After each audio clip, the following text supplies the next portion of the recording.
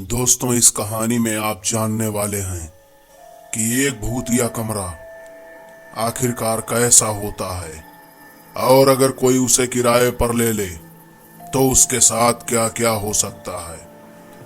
आइए जानते हैं इस कहानी के बारे में। तीन दोस्त अपने गांव से एक शहर में आए हुए थे।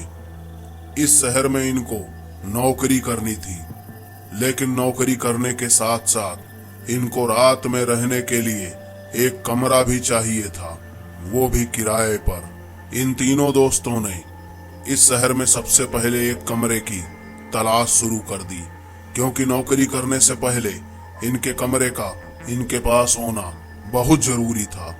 यह तीन दोस्त दिन भर कमरे की तलाश में गली गली में घूमते रहते थे।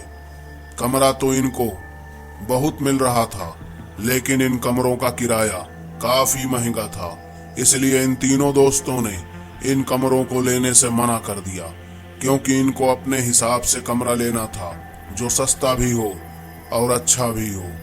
इन तीनों दोस्तों को काफी समय के बाद एक कमरा मिलता है। ये कमरा काफी सस्ता भी था और उनके हिसाब से ठीक भी था। इस कमरे को ये तीनों दोस्त किराए पर ले लेते हैं और इस कमरे में अपना सामान भी रख लेते हैं। बस फर्क इतना था कि ये कमरा एक अस्पताल के ऊपर बना हुआ था, जो कई सालों से खाली पड़ा हुआ था। लेकिन इस कमरे की साफ सफाई इसका केयरटेकर कभी कभी कर दिया करता था। ध्यान देने वाली बात है कि वो अस्पताल बहुत सालों से बंद था और उसमें मुर्दा घर बना दिया गया था। इन तीनों ने इस कमरे की और साफ सफाई की और अपना सामान इस कमरे में शिफ्ट कर दिया।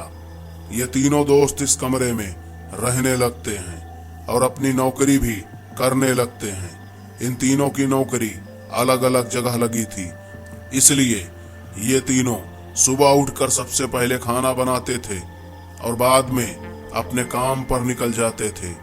जब तक यह तीनों दोस्त रात में एक साथ सोते थे, तब तक इनको कोई भी विशेष दिक्कत नहीं हुई।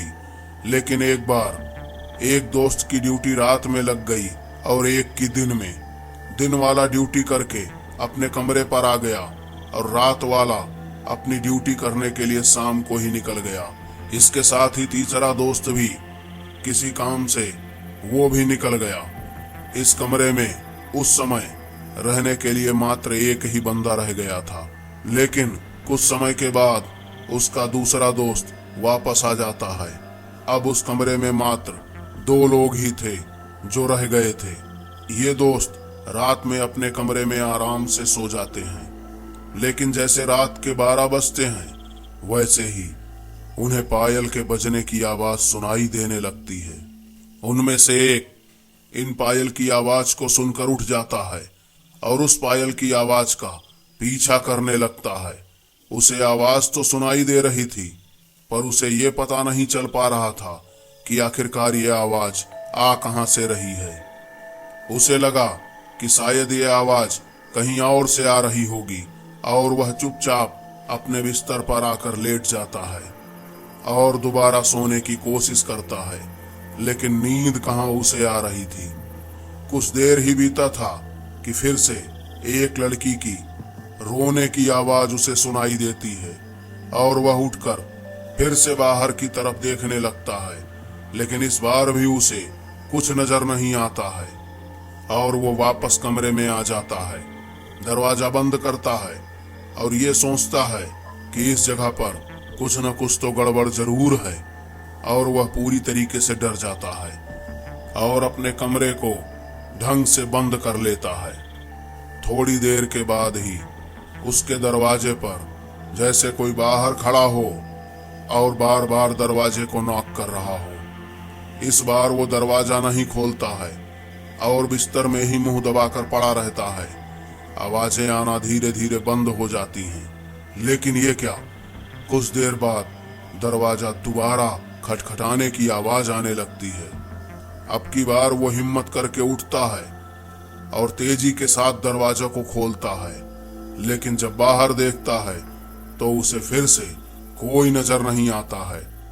वो बहुत ज्यादा डर चुका होता है वह दरवाजे को दोबारा से बंद करता है और अपने बिस्तर पर आकर के लेट जाता है। ऐसा करते करते उसको रात के 3 बज गए थे। वहीं दूसरी तरफ जो दूसरा दोस्त था वो पूरी नींद में सो रहा था, जैसे उसे ना कुछ सुनाई दे रहा हो और ना ही उसके ऊपर कुछ असर हो रहा हो। उसे जगाने की कई बार कोशिश की, लेकिन वो इतनी गहरी नींद में था कि वो बार बार हाथ झटक करके सो जाता था। अब स्थिति ये हो गई थी कि रात के 3 बजने के बाद भी उसे नींद नहीं आ रही थी, क्योंकि वह बहुत ज्यादा डर चुका था। 15 मिनट ही बीते होंगे कि दरवाजा फिर से खटखटाने लगता है। अब की बार वो हिम्मत करके तेजी से उठता है और दरवाजे को एक बार में ही खोल देता है, लेकिन इस बार भी उसको सामने कुछ नहीं नजर आता है। वो अब की कुछ देर तक दरवाजे के पास खड़ा रहता है और तभी उसे एक खौफनाक चेहरा नजर आता है। ऐसा चेहरा जैसा उसने कभी सपने में न सोचा हो, और वो चेहरा जोर जोर से चीख रहा था। ये देखकर वो लड़का बहुत ज्यादा डर जाता है और वहीं पर बेहोश हो जाता है। सुबह होने पर दूसरा साथी जब उठता है तब वो देखता है कि उसका दोस्त बेहोश पड़ा हुआ है, और तभी उसका तीसरा दोस्त ड्यूटी करके वापस आ जाता है। सब उसके मुंह पर पानी डालते हैं, तब जाकर उसे धीरे धीरे कहीं होश आता है। जैसे ही उसे होश आता है वो अपने दोस्तों को सामने पाता है। थोड़ी सी हिम्मत उसके अंदर बढ़ती है, लेकिन वह डरते डरते रोने लगता है। उसके दोस्त उससे पूछते हैं कि आखिरकार क्या हुआ था, तुम क्यों बेहोश हो गए? तब जाकर वह रात की बीती कहानी को अपने दोस्तों को बताता है। वह इन बातों को बताते हुए इतना डर रहा था कि जैसे वो चेहरा अभी भी उसे दिखाई दे रहा हो। उसके दोस्त उसकी बात को सुनते हैं और उनको भी समझ में आता है कि वास्तव में कहीं ना कहीं कुछ गड़बड़ जरूर होगी। इसलिए वो उसी दिन उस कमरे को छोड़ करके बाहर निकल जाते हैं, लेकिन उन्हें कोई दूसरा कमरा मिल ही नहीं रहा था। तो उन्होंने सोचा कि एक रात क्यों ना इसी कमरे में और बिता ली जाए, और अगले दिन हम कोई न कोई इंतजाम कर ही लेंगे। अगर नहीं हुआ तो हम काम छोड़ करके वापस गांव चले जाएंगे। लेकिन यही उनके जिंदगी की सबसे बड़ी गलती थी। वो उस कमरे में उस रात को सोने के लिए पहुंच ही जाते हैं। तीनों साथ में ही सो रहे होते हैं। तभी उनके दरवाजे पर खटखटाने की फिर से आवाज आती है। अब की बार तीनों एक साथ उठते हैं और दरवाजे को खोलते हैं, तो उन्हें वास्तव में फिर कोई नहीं नजर आता है। तभी उनकी नजर सामने वाले दीवार पर पड़ती है। जब वो उस तरफ ध्यान से देखते हैं तो उन्हें दिखाई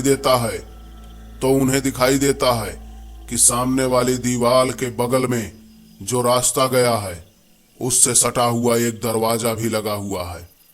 चूंकि उस दरवाजे को उन्होंने वैसे ही देखा था, कभी ध्यान नहीं दिया था। आज जब वो उस दरवाजे को देखते हैं तो देखते हैं कि उसमें तो ताला लगा हुआ है। वो हिम्मत करके उस ताले को तोड़ते हैं, और जैसे ही वो ताला तोड़ते हैं उनको सामने कोई चलता हुआ साफ साफ नजर आता है। और जैसे ही वो चलता हुआ इंसान या आत्मा पलट करके उनको देखता है, उनकी हालत इतनी खराब हो जाती है कि जैसे काटो तो खून ना हो। वो वहीं बर्फ के जैसे जम जाते हैं।